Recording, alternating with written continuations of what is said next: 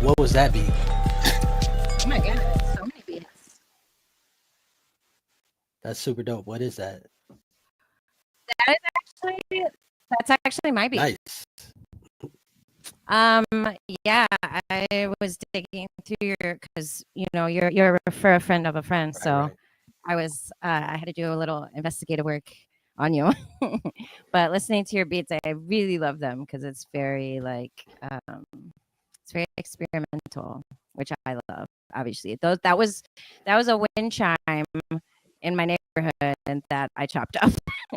Nice. And so like all the low end was like the air conditioner blow and stuff. And yeah, it was pretty cool. Wow. But yeah. Oh my God. Hey, welcome guys to the 4th ever episode of Outer City Limits, a show where we look past the city limits of Austin and showcase the sounds from around the country and around the world. We're down here. I'm on location actually at Best Dress Studios. My name is Meta. I'm your host. My guest tonight is a veteran DJ, a beat maker, MC, a co-host of the monthly electronic showcase Open Beats, and a longtime member of Push Beats Collective. All the way from Chicago, here's DJ Uncle L. I guess I just get to this, little quick set. Yeah, like you said, I'm not that experimental, but a little experimental. I'm all over the place here, and yeah, just gonna give a little sample range, I guess. Let me just switch this. Thank you so much for coming on this last minute. Thanks for having me. Mm-hmm.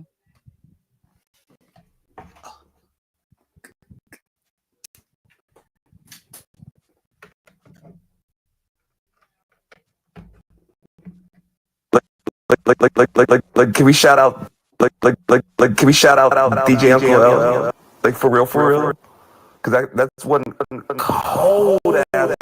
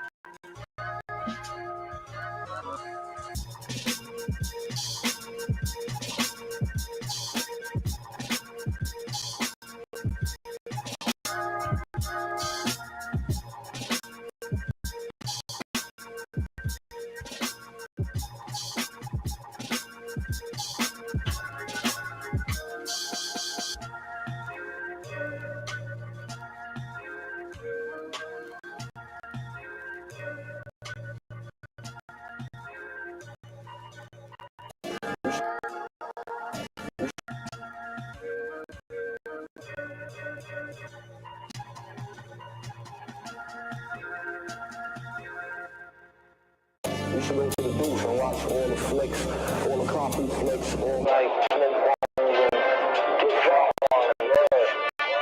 The clown job. It was nasty. They was sharp. Everything was like so shite. Man, the music lady was spanking and all that. You know, the way how they all come into the family and they go out together.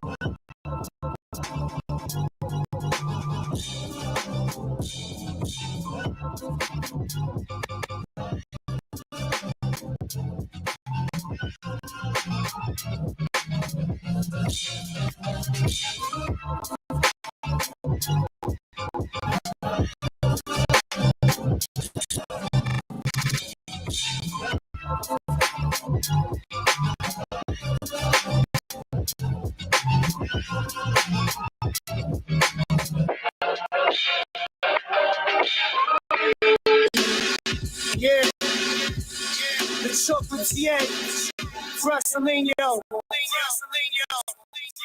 Yeah, to the back, the hat, lean back in the mat, crack the window, hear the soldier sounds and that in the back. Ain't no cat in the hat, just a cat in the rap. This is bro with a Harvey mind. Blood filled with a citrus mixture of orange lime. When the thought of facts color mine, on the ride. When the spring, summer shine, bonafide, eyes wide, running high. You don't want the revolution to be televised. Terrified from the arrow, now death. With the high, give you chest. Phone calls with the cloth over the mouthpiece. With the alley, burn about the nails, cheap. To the neck like a razor for the stubble. Raising size and struggle, placing in a huddle, yeah.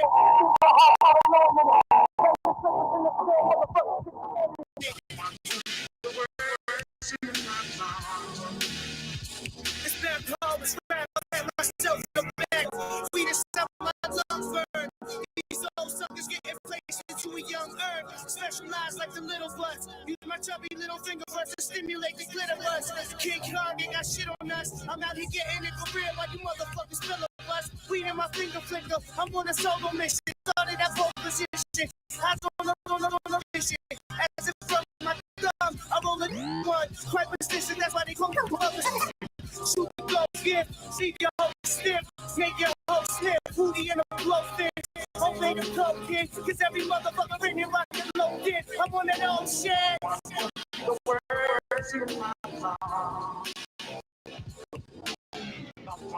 The words in my song. Barry Horowitz.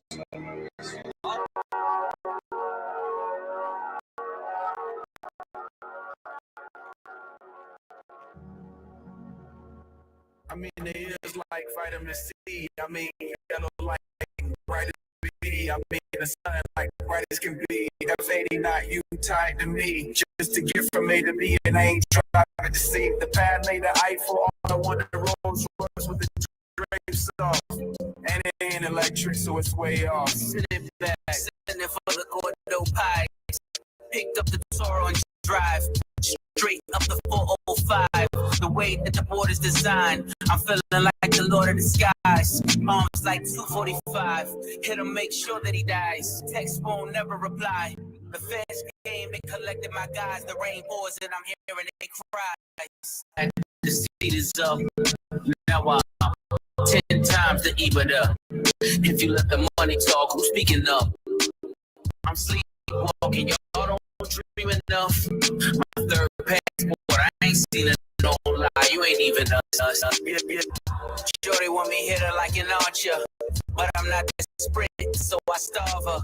How we fit 30 studs in the collar, open the sunroof, wave to my father, bring me to the Portsmouth Harbor, something for the face numbers and the numbers. Grew up playing real life Contra. Never give up, that's the mantra. Didn't know this way. You niggas busting bricks on a plate. I need more space to make pace. The rap house is running out of tape. The drug money busting out the safes. Scammers running in and out of chase. Bottle servers running out of age. Like the match, like gentlemen, no, we getting to some gangster shit.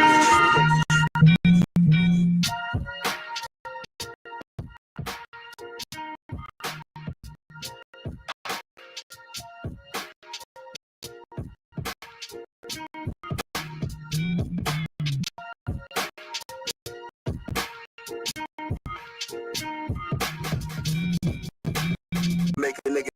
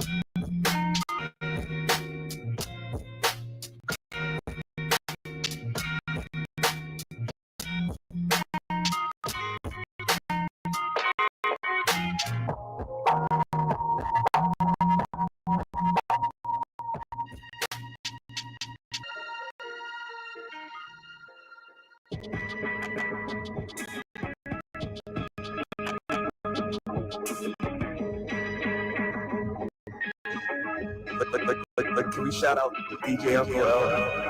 Like, for real, for real.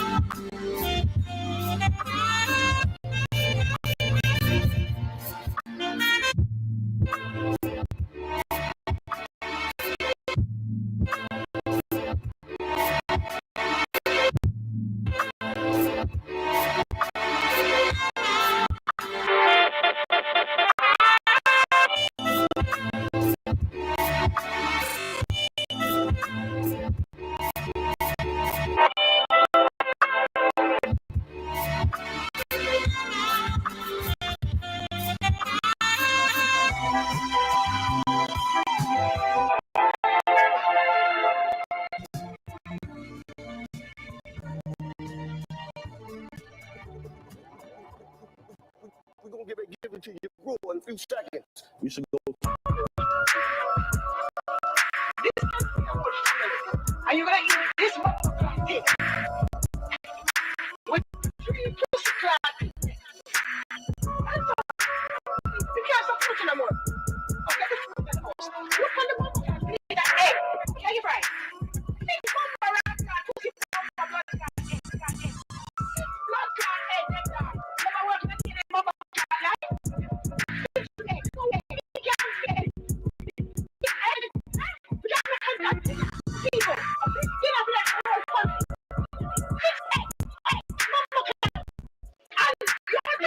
With 3 motherfuckers like that. You call that breakfast? No. No, this is it. You can't do this no more. No, Steven, you can't do this no more.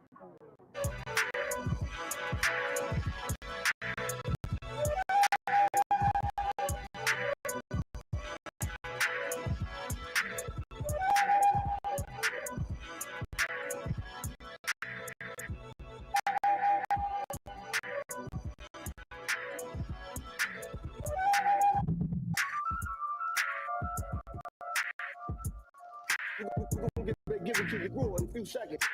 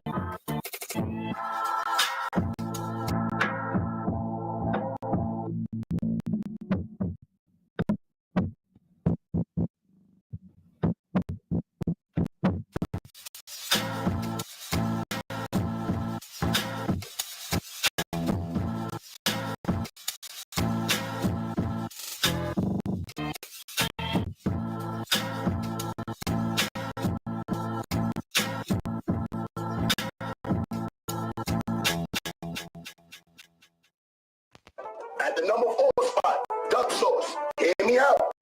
The only Chinese food you should be putting duck sauce on is an egg roll. If you putting duck sauce on your rice or your chicken, you are a child. Grow up. Come on, back you up, son. Who want a sweet dinner? Come on, man, get out of here.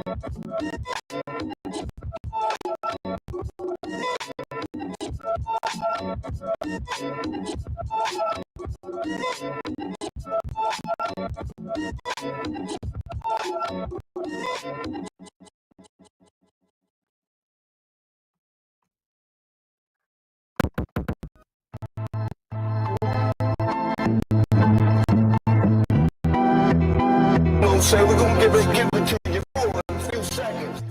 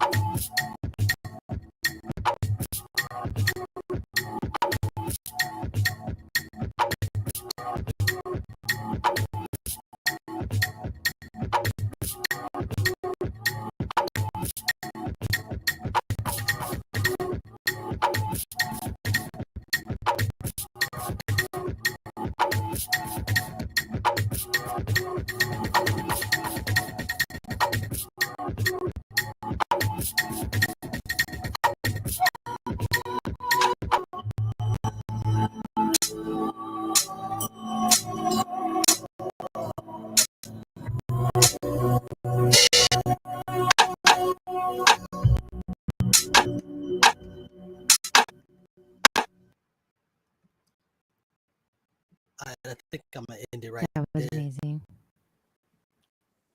Yes. Can you hear me? You can hear. Oh, you can't hear me yet.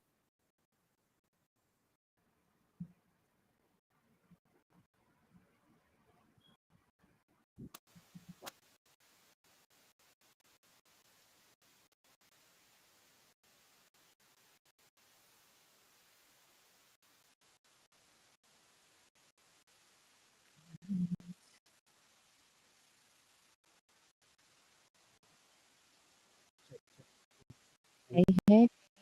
Yeah, yeah. I forgot I couldn't hear myself. Yeah. Sorry.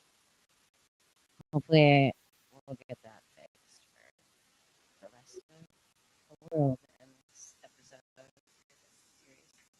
Well, that was amazing. You can hear me, right? Loud and clear. Um, so yeah, I guess definitely further listening to this set. Oh. Yeah, I was jamming.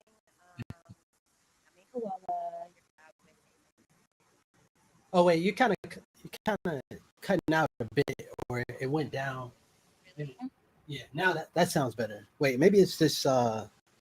It's my. You know what? It's my connection. I got like a short. Oh, okay. Yeah. Give me a second. I'll just put this All the worlds of technology. right. All right. All right. I should be good as long as I don't. Now you actually are clearer Oh. too. Your voice is clearer, so whatever you did fixed. That's crazy. Yes. Even though that was probably your headphones, but yeah. So I was jamming Yummy Koala, your collab with A Billy Free, and Now You See Me, just to catch myself up on your sound because you were referred by a mutual friend, a legend, a Chicago legend in the beat scene before Lasers. Shout out Shout out to before. Lasers. Yeah. I know. I love your sound, and I know I said the word experimental. I'm pretty bad at like labeling things, so I guess like to me, I use the two words pretty and gritty. Oh, I Is like that. it's like it's gritty and it's pretty too because you got like sparkles in there too. I don't know if you've heard of, well, obviously like an obvious one that kind of has that vibe is Wu-Tang. Yeah, But, yeah. So every now and then I make something and somebody be like, man, that's giving me RZA vibes, and I'm like, oh, that wasn't the intention, but that's definitely the music I grew up on, you know. Right. Yes. And it's like such a warm, inviting sound in the world of beat making.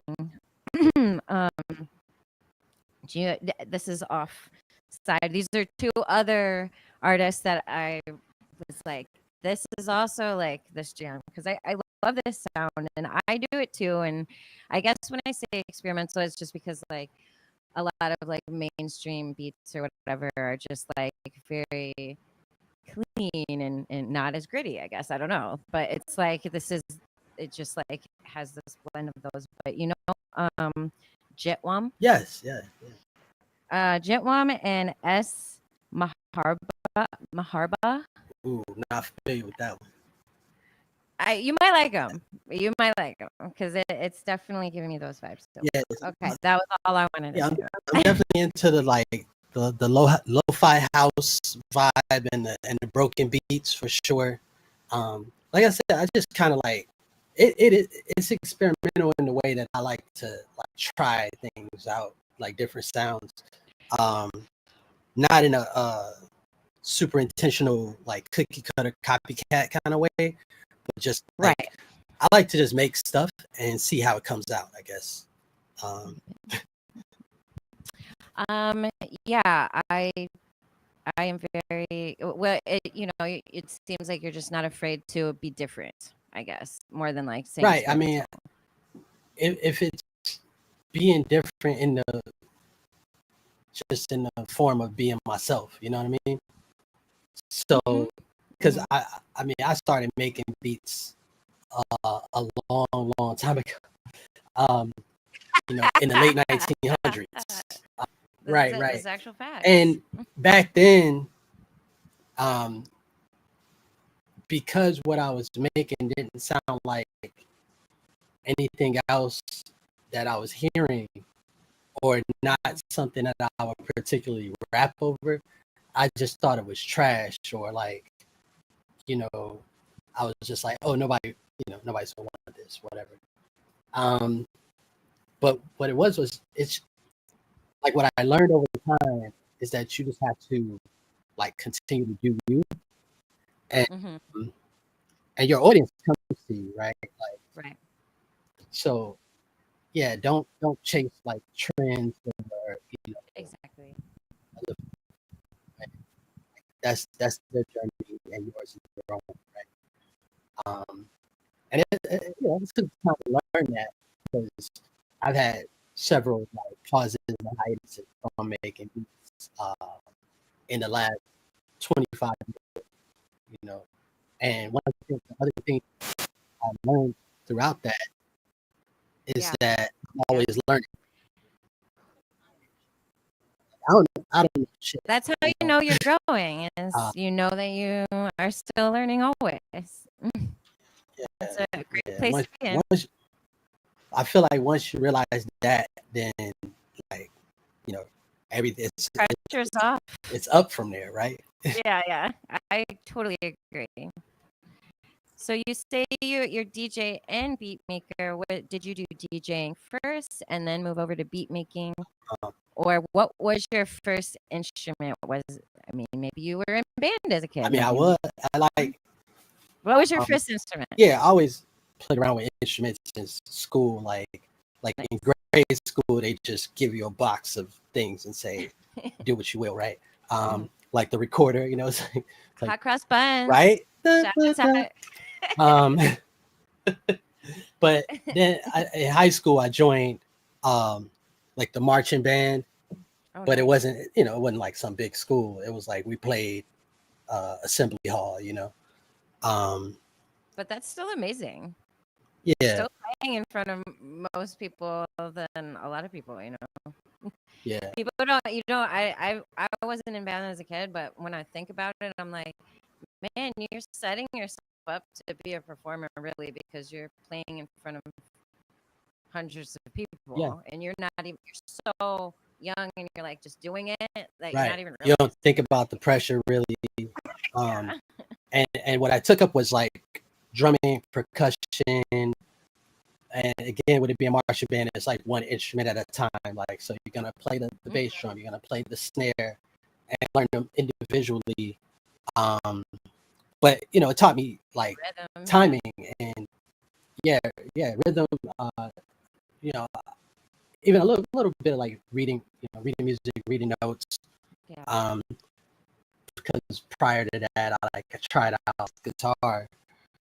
It's never too late. I know, right? But I definitely had like this thing about the vibration on my fingers that like annoyed the shit out of me. Like, and that was the thing where I was like, yeah, I can't do this. But it's really hard. It's just like lots of practice on your fingers. Yeah. Like you gotta get like they basically have to, especially with bass guitar, because it's not fun. to start for sure. Yeah. So I mean, I just tried out a few things, and really, I think since like probably 7th or 8th grade, I was rapping. I mean, it started out with because I have an older brother who's 8 years older than me, and so he used to like he had all the tapes back in the day, like 80s and 90s. He had like hella cassettes in his car, and like every drop, like we were listening to East Coast rap, West Coast. Being in Chicago, down south, like we were big Ghetto Boys fans. Like who else, man? It was actually a lot of like Texas rap shit that we were on. Memphis, like just my brother, he used to listen to everything, you know. And also like in the 80s, he was into like new wave and shit like that. So, you know, yeah, it's just like shout out to him though. You know what I'm saying? And my mom, my mom's always, was into like R&B, soul, So you think her smooth music jazz. plays an influence? Yeah, I sample a lot of the stuff that I grew up hearing through my mom. Does she hear it and it's like, oh my god? It was weird. Like I'll give her, CDs, like stuff I made, collabs. Like she never gives me any kind of feedback. Mm-hmm. I don't know if she even listens. Like, she, oh, that's nice. She looks at the artwork, It's interesting parents and their relationship with their kids. This is something I've asked people, like how do you feel your parents like supportive of you being like, I'm gonna be a musician? Right. I think the way my mom supports is like not opposing the things I do, right? Like That's she's than she's just like, yeah, hey, if that's your thing. Yeah. Go ahead.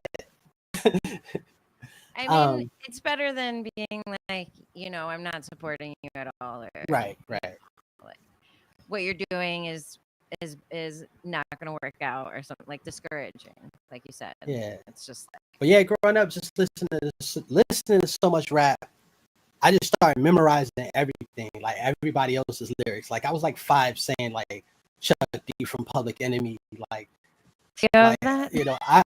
I knew the whole Black Steel in the Hour Chaos word for word, and I had no idea what he was talking about, until much later.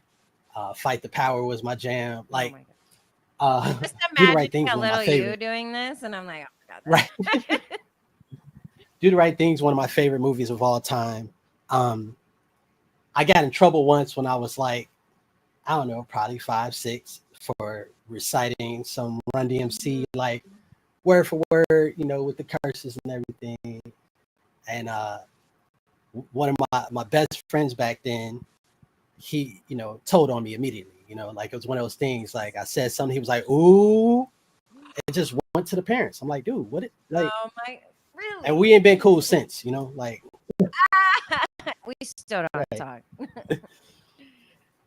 But yeah, I think it came from watching, like, and also the videos like Yo MTV Raps and Rap City on BT, like before the basement. You know what I'm saying? Like it was just videos and charismatic hosts. I miss it. I used to watch the comedy sketches were really good on BT. Yeah.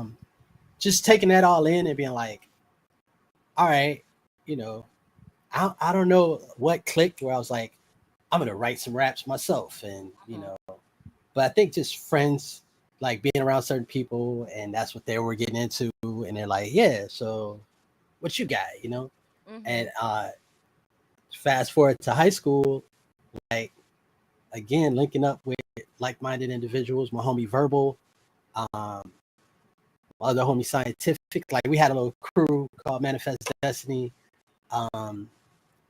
And like, just started out like ciphers in front of school. Then that just grows exponentially as you're meeting people all over the city, and there would be ciphers all over the city, and you kind of like chase them around. That and going to like college radio, because we have Northwestern University here, and University of Chicago is another popular like school with a popular radio station, HPK, WHPK. So it was just like trying to get into those places, Loyola, Northwestern, UC, and freestyle on the radio. And again, I didn't think I was very, very good, but if you're gonna put me on the mic, you know, I'm going in. So, you know, it's just all it was fun, and that's the thing I take with me as far as like being multidisciplined.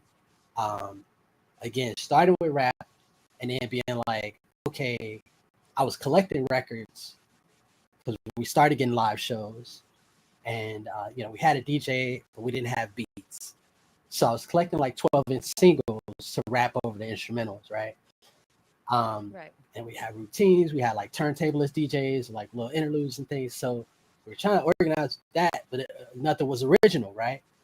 Like we're making songs to other people's beats, and so that again, like I had a little like Boss drum machine, like a DR. I think I had the DR 660 or the DR 5.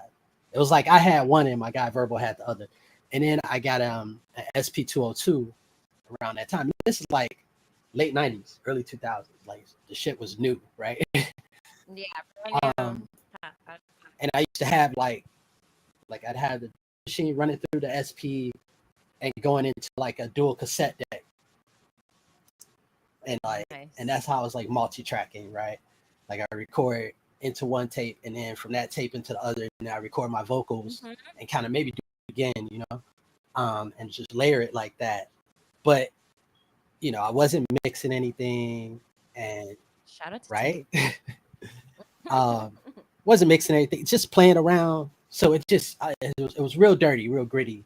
But then the level up was when my guy Scientific got the MPC 2000 XL and the Roland SP 808 with the D beam on it. That thing was huge. It was like this big. Oh wait, Yeah. yeah. And so we learned those machines together and started like collabing on a lot of beats, and then we you know, linked up with a homie from his school that had a studio in his crib. So we like recorded a few songs. We finally had, you know, songs on our original music, but again, we were never mixing anything down. So even to this day, we go back and listen to this stuff. It's unmixed. It's like, you know, loud hiss in the back, you know, like Tascam 4-track recording sometimes, like wherever we can get it in, we get it in. But I wouldn't take that experience back, you know what I mean? No. Like it was all a learning, you know, that's what led to today. Now I'm like a stickler on mixing. Right. Well, you had that experience, you know, you kind of like threw yourself into it. So Most it's like, I mean, that was around high school is when you started doing the beat making. Yeah, for sure. Yeah, like late 90s, early 2000s. Like I graduated high school. I'm dating myself right now. Graduated high school in 97. So it was like right around that time, like 96, 97, just started dabbling. And at the same time with DJing, because again, friends who DJed and had, you know, turntables and records in their basements, like mom's house, whatever. And anytime everybody else was like huddled off doing whatever, I'm in a, you know, DJ booth, right? Like learning. I like through watching other folks, I basically like taught myself how to blend back then the best way I knew how, just like counting. And that's on record, Yeah, right? all vinyl, not yeah. digital, because that's even more of an Yeah. art, is blending. Like not only just the records, it was like not Techniques turntables. It was Gemini PT 1000s. Was just like a belt drive. So, you know, Techniques are direct drive. A belt drive has a little lag, so you gotta like jog it in. You know, low budget mixer, like just bare bones. And I think that that's what makes you better, you know, in the Right. long run. Mhm. You know, people are always asking me, like saying, "Oh, you should teach DJing or whatever." And I've taught a couple people over the years, but what I say now, especially because people want to jump right into digital controllers, you know, Serato Tractor, record box, whatever you use. But I think the best way to go, and it's the long route, learn on vinyl first, because you're gonna, I mean, you're gonna learn a lot more, and then that's just gonna make you yeah. that much better on the DVS. You know, um, Yeah, I totally agree. I hate to be that dude, like on the soapbox about it, right? But that's my real advice. You know? I feel like a lot of people would say the same thing about guitar. Mm. They would tell you to learn on an acoustic versus electric because it's harder on your fingers. So you gain more strength and more control. So it is, you know, But what about Guitar Hero?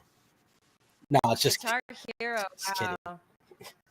I never got good at that. Did you play Nah. Guitar Hero?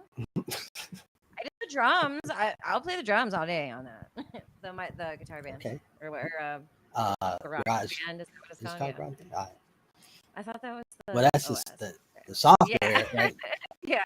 Which GarageBand has gotten so much better over the years. It's really not bad now.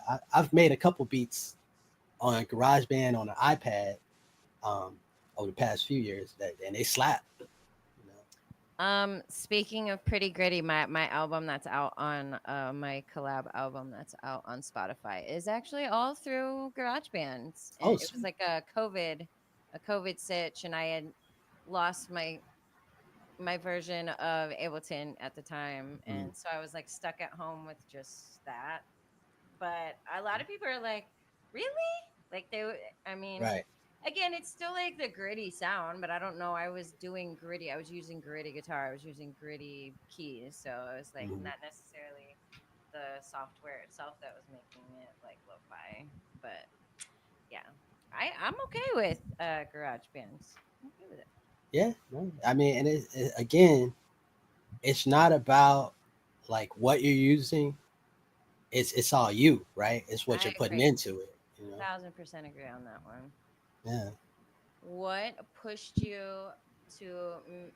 Well, I guess do you still DJ and beat make currently? Are you Yeah. still Yeah. doing both of them? Yeah. For sure. I got like I'm gonna leave from this interview and go play beats with Still Do, Tortilla Couture, and Yo Cisco Kid. Oh my God! Tell them I said hi. For sure. We do flip a beat. Right. I went up to Dallas and played with Yo Cisco Kid and still do. So Okay. tell them I said hi. So I'm playing beats there tonight, and then Saturday I got a DJ set. You know, Very cool.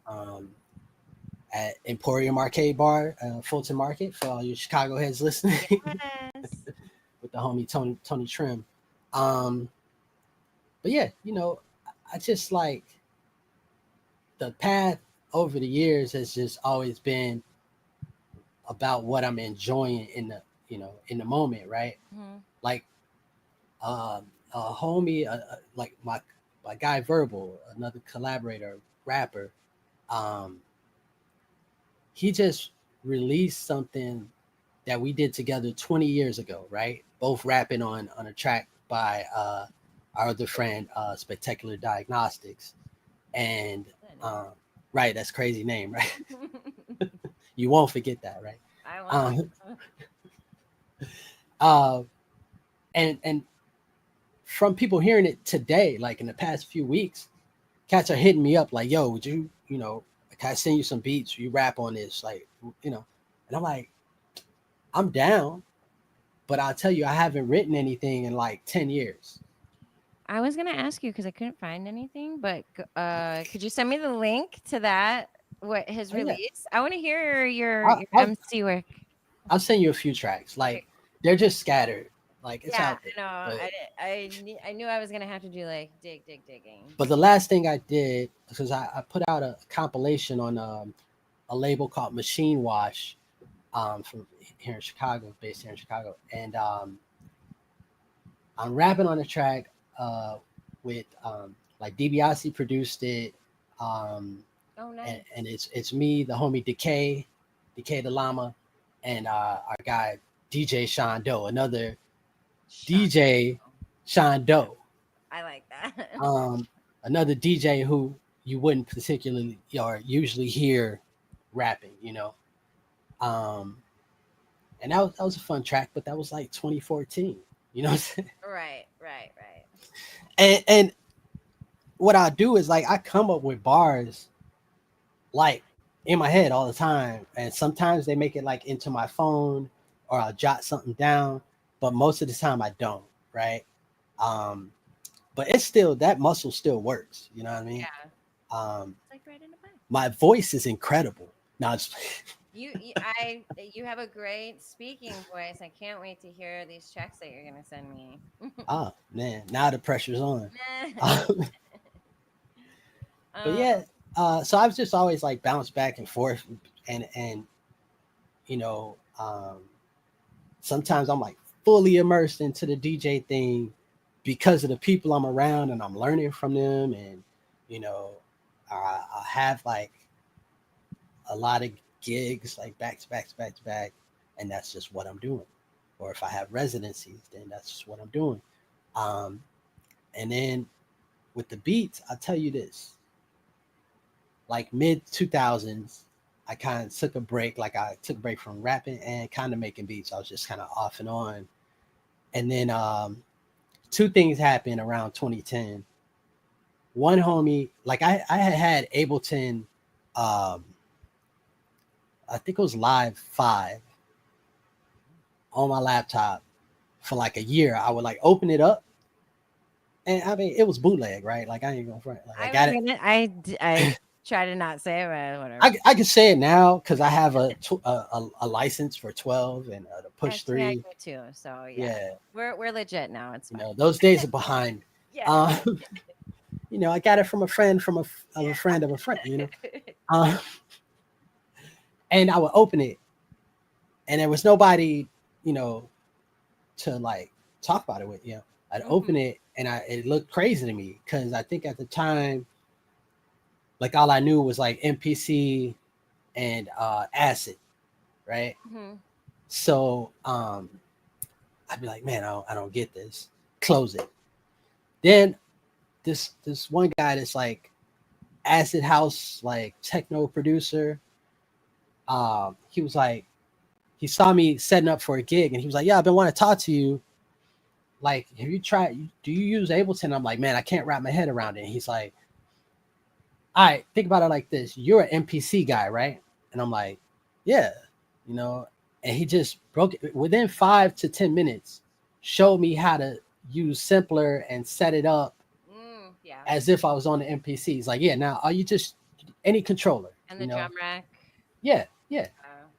And from then on, and then like I watched a couple like Ski Beats tutorials. That was helpful. And I just been going from there. I was able to head. The other thing that happened, or all right, it's 3 things. The other thing was I got lent a 2000 XL from the homie Sean Dervis, another amazing DJ and producer from Chicago and bass player. Yeah, he just like, he was like, yo, he had a 2000, a 2500, maybe a 3000, like, so he had a few MPCs, and he was like, yeah, it's just sitting, you know, it's just collecting dust if you want to like. Oh my gosh. Because I guess I was talking about being rusty and not like really being into the beats anymore, and he was like, nah, fuck that, like The universe provided. yeah, and it was supposed to be for like a really short time, and when I hit him up like, yo, you need your shit back, he was like, no, hold that, like, so you know, return it when you're ready, and it was like 6 months, you know, like, and I made a few beats, and that's how I linked up with Push Beats, because that's a great segue, right? It is. Dogs, my dude, Kos, Marcos co-signer. He has like many variations of that name. Um, we used to work together way back in like 03, 04, and we would talk about music and like what he was sampling, but I had never heard his music at that time. And all the way into like the MySpace days, and he would send me like just stuff to check out that he's like, yo, you should sample this, or this is dope. Like Mahavishnu Orchestra. He put me on to the Stark Reality, um, some other like prog rock shit. Like, yeah, he just showing me music, but never any of his. And then I heard one beat of his, and I was like, I need this beat. I'm gonna rap over it. And we made the song. Like, it was one of those things. He sent me the beat, and I sent them the song within a week. Yeah, yeah. I was like, Um, put out. Yeah, but so he was one of the founding members of Push Beats, and like basically invited me to like a meetup where all these dudes either used Ableton Live or Logic. Mm. There might have been like one Reason Head, I don't know, but there's Hey, always that. I love Reason for the instruments. Never Like really got into it. it's like they have a lot of really cool synths, and like Yeah, they have an input that's like the world instruments sounds like real. It like really. sounds like the realest sounding things.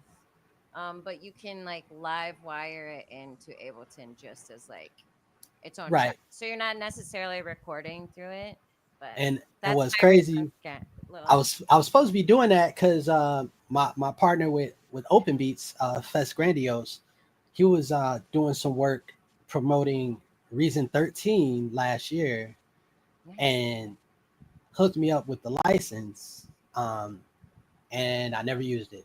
Um, but Yeah. that was the whole thing, was to use like the predictive AI function through Live, and it really looked amazing to me, and Mm-hmm. yeah, dropped the ball on that one.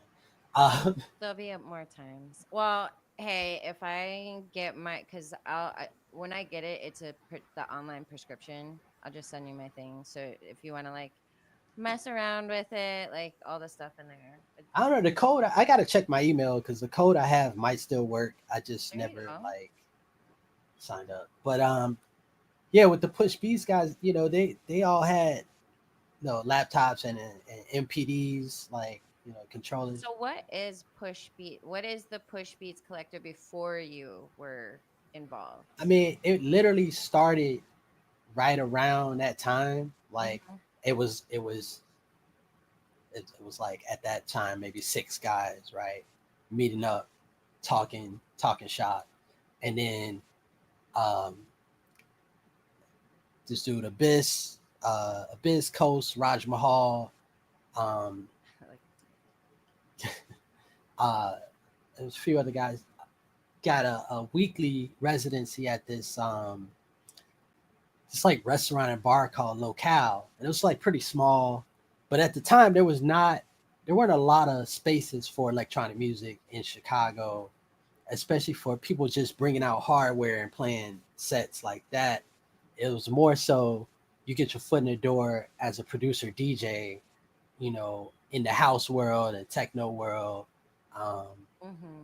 but you weren't seeing a whole lot of events where, yeah, there was like live PA. Like gearhead people. Right, right. Yeah. Like there was a couple of OGs, like the dude who showed me Ableton. He used to have something called Moment Sound, which was you know I think it was a monthly event, and a label too. So they were like putting out their own music. And the homie Radius has something called what he was doing with Moment Sound, Electronic Buffet, which was like, say you got a long table, multiple setups, Oh, and we round robin. Like everybody just kind of like, I guess, Low End Theory style in a sense, but like even faster rotation, like couple beats, next person, and then come okay. back around, right? Oh, that's really cool. Yeah. So, but that was it. What's up? Oh, I was gonna say it's like passing the aux, like literally. Yeah, yeah. But we just all into like one big mixing board. Everybody's got their own channel and just turn things up and down. Um, but yeah, Push came along and it was a weekly, and I just took every opportunity to like play my beats there, um, and became a resident, like just through you know being there, like playing sets Doing and stuff. hanging with homies. Was so the issue with that is I think around about like right around the pandemic, Mm, um, everybody had started moving away, right? So Coast is in San Diego. Um, our other homie Vaporize, like Vapor Eyes. uh, I love all the he's puns. There's a lot of he puns right. in it. He's down in the Southwest. In Sev Severe, he had moved to uh Oregon, but he just moved back. But basically, like there were only like three of us left here, Right. and our main venue, because we started at the spot Locale, then we moved to a place called Rodan. A lot has changed due to gentrification, right?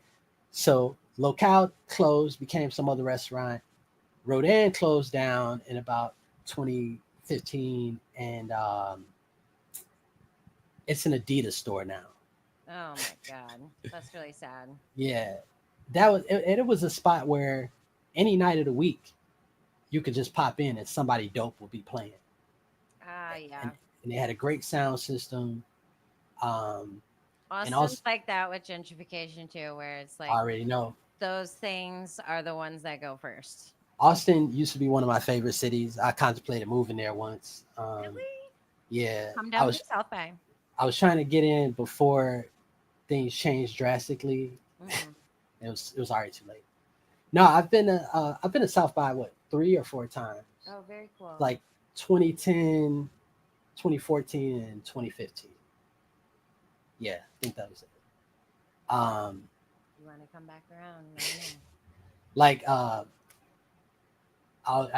would go. I was hosted by the homie Sound Founder. Oh, so Um, okay, yeah, okay, the very the, cool. the OG. Very OG. Yeah, and made a few connects down there, but That's that was amazing. way back. But we all stay in touch. Yeah, Um, he's still doing a lot of stuff. like I've technically played one Exploded Drawing Showcase. I was gonna ask, is that what you played with Exploded Drawing? Or Yeah, like but it was a South it okay. was a South by showcase at Juice Land. Mm-hmm. Um, Classic, classic. yeah, yeah, it was tight though. It was a good time. And like back then it was like me, Iman Omari, Black Spade was on that lineup. Yeah, who did you play with that was from here? Because I might know them. Man, from there, I'm gonna try to look up the I don't flyer remember. somewhere. Right, yeah, it's out there. I think that was 2015. Yeah, I I, I still had a flyer somewhere. They make Um, really cool. They do make really cool flyers right, for events. yeah, yeah. The art is always on point. Yeah, Um, there's a guy like Glory Gold and Glitter. that sounds very familiar. Yeah, Yeah. you should do posters. Um, but yeah, so last change will push our main venue, this spot called Double Door, which was like I think the Rolling Stones played there, like in the '90s. Um, hella like touring artists have come through Double Door. It was like not huge venue up top, but like bigger than medium size, but Right. Yeah. not huge. And then they had a basement that they used to call the mud room, but then they like remodeled and they called the basement door number 3, and that's where we would host our Push Beats monthly events, and we would bring in national and international artists. I mean, like we used to, yeah, we rocked with some of everybody. We had a party with Flylo that was at like this like super illegal like loft or whatever, and it got busted up. Oh Um, no. got shut down by the cops before he went on, but he just hung, Ah. he just hung out outside. Like and like smoked squares and Like talked just with people. just Yeah. friends. Yeah. I love Um, yeah, we rocked with Sam I Am a couple times. that. Oh shit. Uh, Jeremiah J several times because he's local. He's from here. Um, yeah, like a lot of brain feeder. Come to think of it. Oh, I love that. Yeah. So I guess when was your like emergence or like getting into doing open beats? Was there like a crossover? Yeah, like like around like 2016, 2017, like because Open Beats started, I think we're on our ninth year now. Wow, So congratulations. That's so badass. yeah, and again, that's shout out to Fest Grandiose. It was his idea. It's just another thing of recognizing that there wasn't that space, right? Like Right. an open mic for beat makers, a place where you could just pop up, nobody knows you, and you could be like, hey, do you have space, right? And you know, everybody's not like dope, like, but I think 9 out of 10, like we get some super dope artists that just come up, and it's usually like the quiet people, right? Like Oh yeah. they just come up like, oh yeah, I kind of make music, I just Yeah, dabble. I know. Yeah, people are like, can I play a couple off my phone? And it's like some amazing track, right?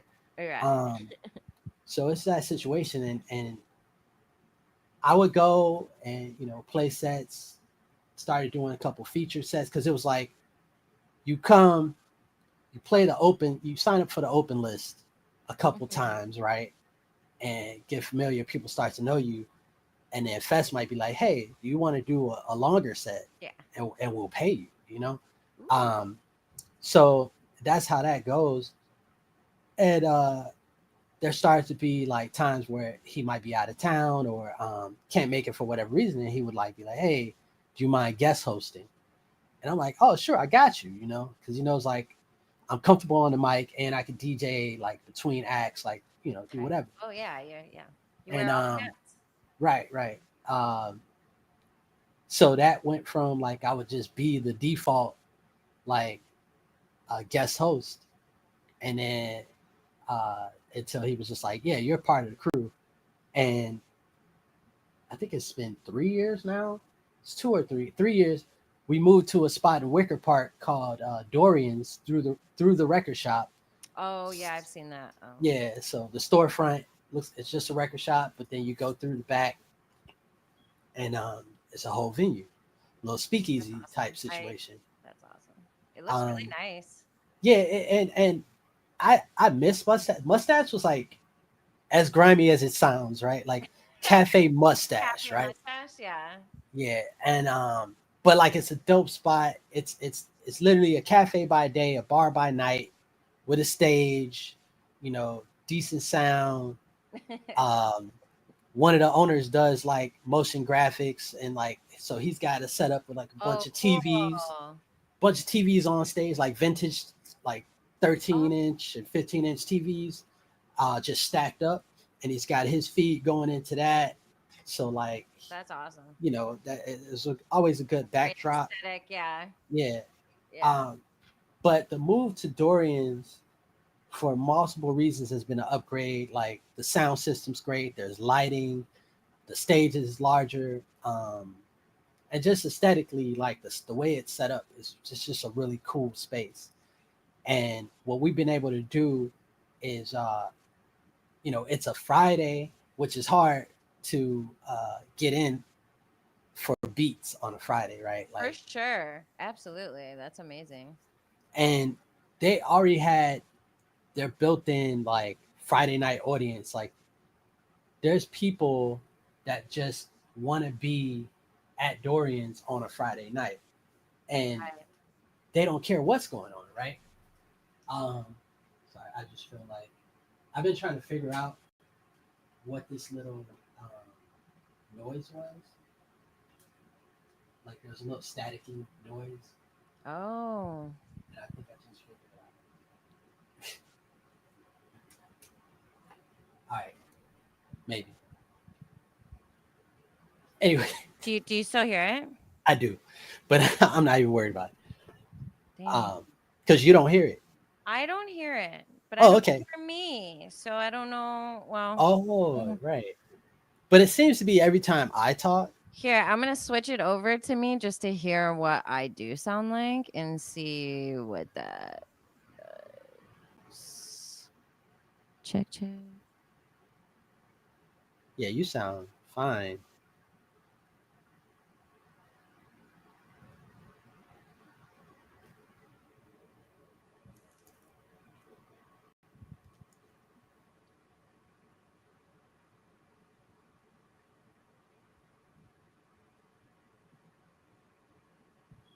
I didn't hear anything in particular. Yeah, I don't know. It's Okay. I don't know. It's probably just on my end. I don't. Anyway, totally got off track with that. No, you're all good. Um, But like I've talked to people in the audience at Dorian's, and I'm like people come up to me like, "Yo, I had no idea like this was going on. I have a friend that makes this kind of music. Like, mhm, when are you guys here? We're gonna come back." And it's been a packed house every month for the past 3 years straight. that's amazing. Like wintertime, it's a snowstorm. There's a line down the block. And the first time I saw that, that's when I knew we were gonna be okay. You know? Yeah. And that's been it's been 9 years now that y'all have been doing this. Well, Yeah, not at the new location, but just like overall. yeah, yeah, So that is so we kind of lightly touched on how gentrification has shifted um the scene. Do you what other ways have you noticed the Chicago scene has shifted since you've started? Do you think collectives are about collaboration or competition or both? Um, no, it's definitely collaborative. Like It seems that way. the more things grow and there's more events, it seems like everybody's like happy.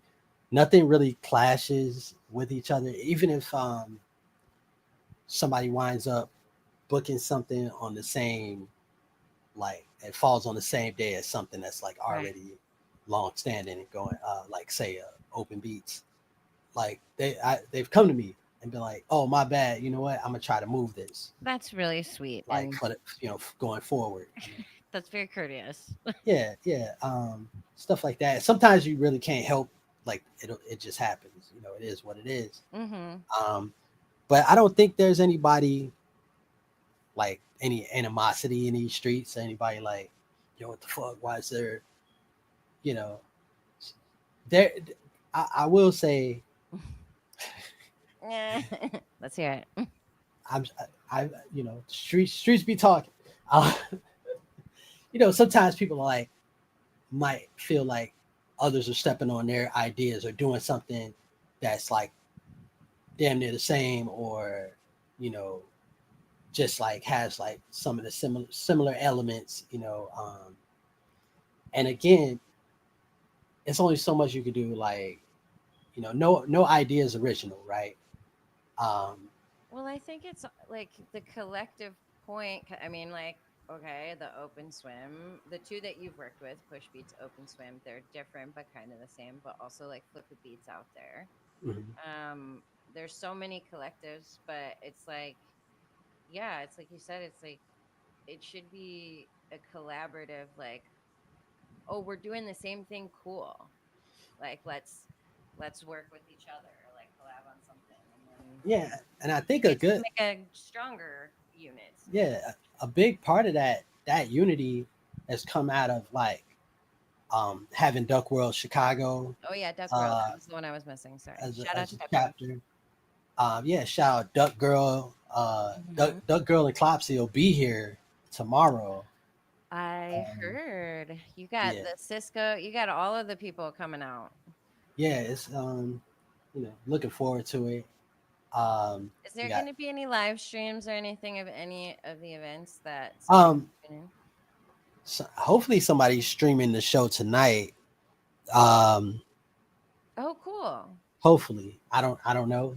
Nobody's mentioned that, but I don't see If why you not. do, send me the link because I want to see. Yeah, maybe before lasers do the blast radio, so you can at least get the audio. All right, that's right. But what was it? Oh yeah, Flip Beat Club should be great tomorrow. I mean, that's going to Mhm. be on Zoom, so yeah, should definitely take a look at that. I will be chopping. I will be. I love Flip Beat Club. Like, It's my favorite. um, yeah, I haven't. I don't think I've missed. I might have missed one in person, but then that's like in the past year plus or whatever. Um, but yeah, I love it. I love it, and we've moved around. There's a few different spaces in Chicago. Have hosted Food Beat Club. Uh, moving into a new space tomorrow. Um, Where y'all gonna be at tomorrow? actually, the same spot that the show is tonight. Oh, perfect. Yeah, we're gonna do it there tomorrow. Which is night. It's called Nighthawk. Nighthawk. Yeah, I've seen that logo somewhere, some places before. I'm a creeper. I just like creep on other places and like, ooh, this looks cool. yeah. I mean, sometimes it's gotta be like that, and then figure out how to get to those places and play shows with. Well, that's what Shows. Flip a Beat has done for me. I mean, Yeah, like I've linked up with people in well, before lasers. And then Cisco Kid and still do. Like mhm. I traveled because of Flip a Beat, and Wow. just like reaching out. And I think that's such a powerful tool. I want to do my dream would be to become a presenter and then like have a Flip a Beat South by. But then we Yes. could fly out people from all the different places and have Yeah. one big central like show. Yeah. That would be amazing.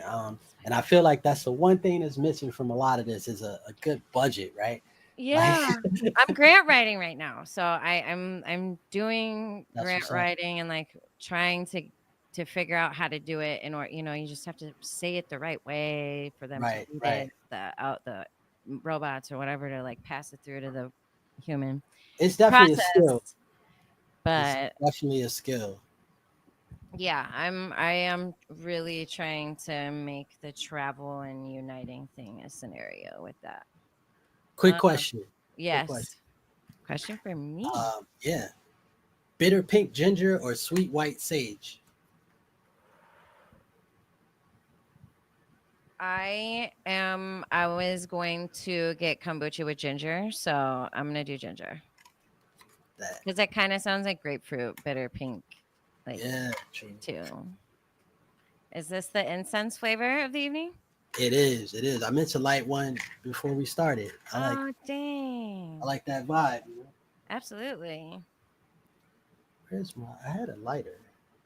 I had a lighter right here. It was supposed to be like that smooth, just boom, lit. Yeah, and light it up. Like we lit. But no, I have to fumble it, drop it on the floor. You know what I mean? It's all good. But yeah, no, I'm loving the scene now because, like I said, you know, a good 10, 15, well, like 15 years ago, we had nothing. I mean, not nothing, but it was, bare minimum. Yeah. Um, and it's still hard to talk your way into a good deal with a venue, um, and just being like, yeah, we're playing beats that Beats. we made in our homes. No requests. Sorry. Dude, and you'll still like there'll be somebody playing table full of hardware. You should be able to walk into a space and know Visually what the fuck is going on. pick up But the cues that yeah. but I've had people come up, whether I'm hosting or I'm playing, they're like, yo, could you play some? No. And I'm not afraid to tell like, no, that's not happening. You see what's happening? That's all this person's original music. There's no requests. We don't have what you're looking for. But if you leave here, I guarantee you, like I'll refer people to Right, all other day. other spots with DJs because it's ridiculous. Yeah. I mean, I wish, and I'm sure if I had the decks to, funny enough, The only decks that I've ever actually practiced on are vinyl, but that was like when I was a kid. So Yeah. once they moved over to the digital stuff, I never got into that. But I know I feel like I could work my way around any machine at this point. I just don't own them. But Yeah. people will literally email me and be like, "Can you play a 2-hour DJ set?" I'm like, "I can play for 2 hours. I'm It gonna might. play only my music." Right. Yeah. So if that's what you're looking for, totally. Um, you had mentioned your brother had influence of post punk. Was that what you were saying? That you're Um. into? Nah. More like that. So I have like a horrible memory. Like who made like Barrel of a Gun, um, fucking like the name just like I draw a blank. The question is, what is your most unassuming artist or genre that you're really Oh, into? Like something that, like, when people hear you or even know you as a person, they would never think in a million years, like, oh, okay, you like that? hmm. Um, yeah. Once I figure out, Like Shania Twain. okay, here it is. Here, so here, the name that I was drawing a blank on, Depeche Mode. Oh, okay. Like Yes. that's who my brother got me into. I love that. I'm trying to think of some other artists from that time, like, but in that same vein. Just like wave. Was Yeah, yeah, wave like music? Yeah. new wave. New That's wave. That's yeah. what. Okay. So new wave. Um, and also, I mean, I think this is pretty typical. Like Portishead, Sneaker Pimps. They also That are very gritty, pretty. yeah, that whole trip hop era. Pop. Yeah. But then like I'm a huge Maxwell fan. Ooh. Like Okay. people that know me know that like I from when he first came out, like I met him, Oh, really? and like I was Wow. like I was like 15, you know what I mean? Dang. Well, And yeah, he was pretty popular around that yeah, era. Yeah. yo, his first, I think it was the first single or the first album, right? Urban Hank Suite. He did a meet and greet at this record store, Tower Records. I feel like they were everywhere. Tower, Yeah. yeah. Hmm. So it was the Tower Records downtown. I get there, I went with this girl, right? I'm like, yo, let's go. Like that was like our thing, right? Like That's Maxwell, right? yeah. Like let's go. We're gonna meet Maxwell, get the CD signed, whatever. We get there. There's a line around the corner and down the block. Wow. Next. All women, I believe it. I believe it. like dressed to the nines. But Like hey, you were with a pretty girl, so you probably felt good. but like, yeah, what people didn't know, like his early stuff, like he was producing all that too. I didn't Um, know that. yeah, and he worked with Sweetback, the band Sweetback. Okay. Um, so I became a fan of them. That's Um, crazy, and it kind of goes to show how, like, the industry really didn't want people to be multi-talented. I don't know how else to explain it. It's like they wanted you to be a pretty face that sang. yeah, So like even Mariah Carey like she wanted to produce her own music, but they were like, "No, you can't. We're not gonna let you." But like, wow, when Justin Bieber is like, he was a multi instrumentalist when he tried, and they were like, "No, we just want you to be shirtless and dance for the ladies." And and yeah, look so at they him now. and right. Uh, but it's just like kind of like falls into that category when you say that. Is like it's like they didn't push him as a producer, which should have been like vocalist Yeah, for sure. producer in his title, you know. Yeah, like I've always like as far as hip hop, I've always gravitated toward the rapper producers. Mhm. Like Diamond D, LP, Mhm. um, Jay Dilla, uh, Jay Dillon. Pete Rock. Like um, Do you know Odyssey? yeah, I love yeah, it. It's really good. yeah, definitely. Mhm. Um, as I mentioned earlier, Black Spade, he's also one of my favorite producer, rapper, singer. Um, he does it all. Fashion, design. Wow. Yeah, I'm all about being multi Yeah. talented. Yeah. It should be something celebrated, not like hidden. Well, I mean, like I've had several people when I was playing guitar and singing, they're like, you got to pick a lane, like you should just, Hmm. like it's this thing that's kind of told on you to be Yeah. like, if you want to be successful, pick one thing and get really good at it. Don't be a jack of like, Jack of all trades and yeah, yeah. yeah, ace of So none or whatever. like whatever. I think yeah, that's all bull. Mm-hmm. Because I've been told that like all my life, right? Mm-hmm.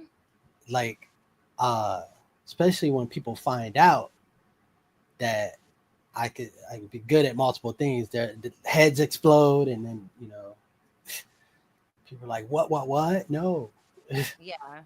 It's too much, or it'll be too hard, or too much work, or whatever. It's like I mean, it can be a lot of work, but it is a lot of work, but I don't know if your brain is capable of doing it, then you don't. That's just the way your brain works. You don't see things any other way. yeah, exactly, Do, exactly. do it all sometimes. So, what would be your advice for a young producer trying to get started? Um, Practice and like find find your people, right? Like Mhm. whether it's a collective or just like one or two people that could like build with you. Um, you know, they know more than you and they can show you how they do what they do or whatever. Absolutely. Um, and also, yeah, YouTube tutorials, like They're very not helpful. for nothing, Um, yeah, and don't get caught up in trying to do what everybody else is doing, or you know, or trying to fast track, you Yep. know, like There's there's no fast tracking there's no shortcuts, right? unless you want to drink the Kool Aid. Right, I was about to say there are shortcuts, but that shit is garbage. Like, You don't want none of that. yeah, I mean, don't be a type beat kind of person, Mhm. No type beats in 2025. Oh, I love that. That should be a slogan. I That'll need that on a get it. t-shirt, Yeah, right? that's a t-shirt slogan. Oh my god.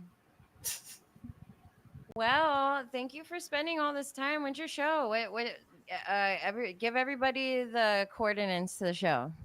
Okay, it is at Nighthawk. I'm gonna find the flyer. This is That's not it. That's the flyer for this that we're on right now. Um, yeah, Nighthawk, which is 4744 North Kimball Avenue. Doors are at 9, which is in 23 minutes. But I'll be there a little later than that. Uh, Oh but my yeah, that's in Albany Park, Chicago. I believe it's right by the Lawrence Brown Line train. So, you got three modes of public transportation to get there. The Kimball bus stops right there, the Lawrence bus, and the Brown Line. Um, yeah, so meet me there. It's my birthday. no excuse. It's your birthday. Happy birthday. Oh my Thank goodness you. Thank you. gracious. Today is your birthday. That's right. Oh my Yeah, god. yeah. August 14th every year. My goodness. My grandma's birthday is tomorrow. Oh, happy Leo. birthday. Happy Yeah, Leo season. yeah, yeah. Did you get a cake? What'd you do to celebrate today? You know what? Just lay low, like hanging out with my son. Hmm. Uh, yeah. This is like part of it, right? Like getting to chop it up with you. Um, Playing the show tonight, kicking it all weekend It's with gonna be a birthday show, with Duck World. Flip a Beat Club. Um, just the usual. It's kind of the usual stuff that I do. I'm going to see Clips in Milwaukee on Sunday. That's Um, really cool. yeah, Clips and Earth Gang. So you're gonna have a birthday weekend, a long Yeah, extended birthday weekend. that's how I do it. But real quick, one thing we did not touch on. I don't know if we'd like have to go right now. No. Uh, okay, just collaborative projects. I got a couple in the works. I'm doing a project called "Don't Panic" with my homie AQ. on the raps. And I guess we just had a meeting last night, and I'm gonna contribute a couple verses. Um, just kind of Uh-oh. knock the dust off. Uh-oh. But yeah, he's the main one on the raps. The first single, um, is called "Call Home." Call Home. Yes, it's called "Call Home." It's featuring Open Mike Eagle. Um, Shit, awesome. and we didn't discuss a date that we're gonna drop that, but that's done. And they both killed it. The I beat cannot wait to hear that. the beat was okay until they hopped on it. Now everything is amazing. But this is Uh, your beat. yeah. So I produced the whole album, um, and we got a few features on there, and also A Billy Free is featured on there as well, like a few times.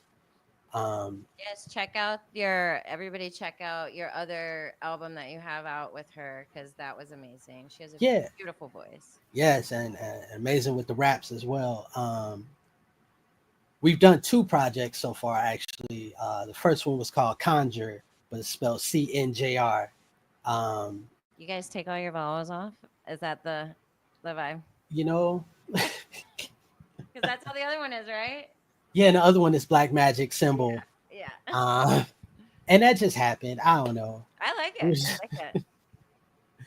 Um, and yeah, Black Magic Symbol is more like of a house vibe to most of the tracks.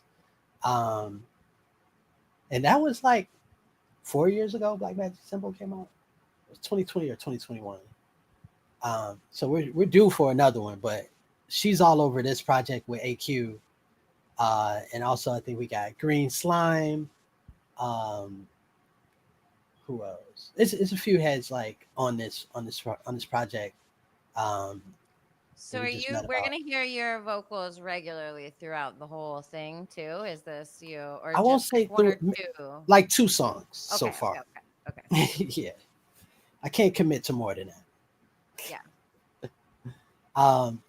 But yeah, that's what I have in the works, and definitely check out Black Magic. That's BLKMGC Mm-hmm.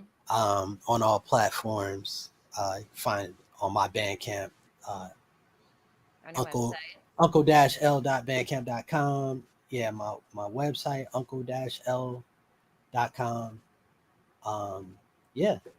You found me. Like, I could have just you were like, oh, you just send me an EPK, and I was like, nah, I want to see what you dig up.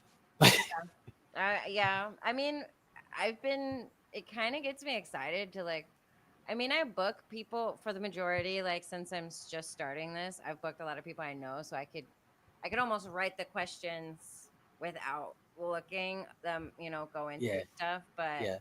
so you were like the first one that I was like, okay, I really gotta like do some research to kind of, so yeah, I think it's a fun aspect of Oh, doing and this. fun fact about the collaborations with A Billy Free, she does not live here. She did once upon a time, like around 2010. And that's how y'all met. Yeah, like we met, we played a gig that the guy that I was talking about, AQ, that I'm making this album with, he booked us both for, and we didn't know each other. She was in a band.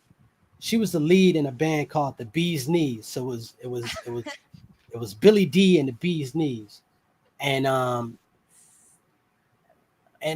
they were like, yo, and it was a rap. Like they wanted me to rap, right? And they're like, yeah, it's gonna be you. I think this guy Seymour Perspective did a set, and they were like, and Billy D and the Bee's Knees, and I was like, who the fuck, like the Bee's Knees? And played the show, and they were amazing. And come to find out, like our other homie Scott Free was in the band, and nice. I knew him through the beat making community, Mhm. and yes, we always we found out we had a bunch of mutual friends, stayed in touch. She moved to New Mexico, like around Las Cruces, and yeah, like she was coming back to the Midwest to visit some folks, and was trying to do some shows, and was like, yo, Do you know of any spots I could rock at? So I put a show together for her. Um, she came, did her thing, and I was like, yo, before you go, you gotta come by the crib, listen to some beats. And I'm like thinking, okay, we're gonna possibly make one or two songs. I played a few beats for her. She took like 5, 6 with her. Within a month, she's sending me songs, and they're all amazing. So that's been the process. Um, you know, I just fall in love with the music. There's not a lot of tweaks that happen. I don't even change the beats up, like, because I already put uh like intro, verse, Yeah. bridge, chorus in a lot of my beats, because that's just how my mind works as an MC. Mhm. So a lot of times people just take the beat and build their song around it. in it, yeah. So Yeah. you don't have to extend or shorten or Right. with So it. I'm not even, this is the first time we're about to re-record the Don't Panic project, and it's the first time I'm gonna actually be in the sessions, working with the artists.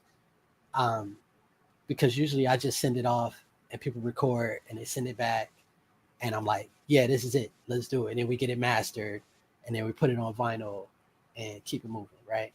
Um, so yeah, that's been the process with A Billy, because she's way down there, Right. and like we've only played a handful of shows together. When she comes back to Chicago, because Did you yeah, get the bees knees together? nah, they broke up a long time ago. Yeah, everybody's still cool, but Yeah. they didn't make any more music. But yeah, So when you're doing this new one, you're gonna be sitting in with them, and there's gonna be more room to expand on different things, or that they could be like, oh, yeah, like like lengthen this out or yeah, whatever. because it's also like a highly conceptual project, like basically like a satirical take on the current times that we're living in, right? Oh, perfect. It's called Don't Panic. Um, That's but what. but Yes, really we're all panicking, right? and we should panic a little. Yeah, definitely. So there's gonna be interludes, and yeah, we're like just, Ooh. I gotta find all these like vocal samples to drop in, like media, like movie clips and things like that. So Are you gonna put a answering machine interlude in there? that's like the It's like the classic, like yeah, the 90s, stereotypical, 2000, right, like, like interlude, like someone's on the phone pissed off or something, or like on the but answering machine. but in 2025, like nobody's gonna know what an answer machine is, right? Yeah, I guess that's true. People Like, don't even listen to voicemail anymore. right, nobody knows how to like dial a rotary phone, I know. Poor souls. Poor souls. or like the phones with like actual buttons and the receiver, and it's two separate pieces. Um, do you random but kind of the same? Did your schools take out cursive writing? Yeah, I heard. I don't know. It's I don't know. crazy to me. It helps Like you write. my kid's only, he's gonna be 9 months in like 2 weeks. So I haven't experienced the school system yet. I mean, yeah, I think it's happening just in Texas where I'm at. I'm not from here originally. That's crazy. It's like I learned both at the same time, so it's just Yeah. crazy. And like because they're so connected, it almost helped my weird brain like write better because I And, was and I hear that there's like jobs that where now that's like a sought after skill, right? Like, oh, you know how to write in cursive? Like you're hired. Right? ancient. You know how to dial a phone? Right. You know what I'm saying? I never had a pager back in the day, but I knew a bunch of people who did. I totally had one. 143 all the way. Nice. Oh. All right. Well, yeah, I gotta get ready to hit the streets. Well, thank you So- so much and happy freaking birthday. Thank you. Weekend. I hope this is like the like jump start for the whole weekend. It sounds Oh, like for sure. it's packed and This is the kickoff. yeah, Yeah. amazing. Well, have an amazing weekend and thank you so much. And we'll stay in touch. Yeah, for sure. Things to discuss. And More things to discuss. yeah, thanks again for having me. I know it's like a last minute call. But like, yeah, I really appreciate this. This was a great conversation. I and truly love your sounds. I do. oh, thanks. If you heard the chimes, the thing, like that's definitely like I guess Look, my that hottest beat was bananas. Like gritty, that shit gritty. was hard. Like Yeah. and you said, like, so there are actual kick drums in there, right? No, oh, Oh man, I have what? one kick drum, but everything else is made out of the Like wood found foam. sounds Well, it's all the chopped up. So I or took the wood. field recording. Yeah, Yeah. it's the field recording. I do that. I do that sometimes, where I'll do field recording chop ups. Nah, that's hard, man. For real. It is a little. Like But if you're going not gritty. not as in difficult. I mean, that shit was hard. Like the beat, Oh yeah. the beat was hard.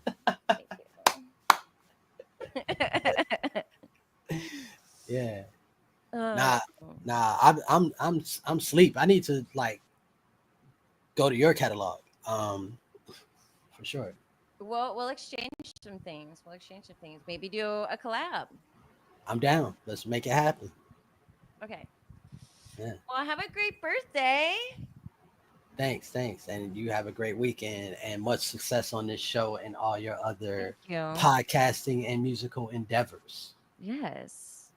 Well, thank you everybody for tuning in. I'll also be like chopping up little pieces of this so we can post about it later and stuff. All right. I am Meta, your host, with DJ Uncle L from Chicago. This is Outer City Limits, and we are signing out.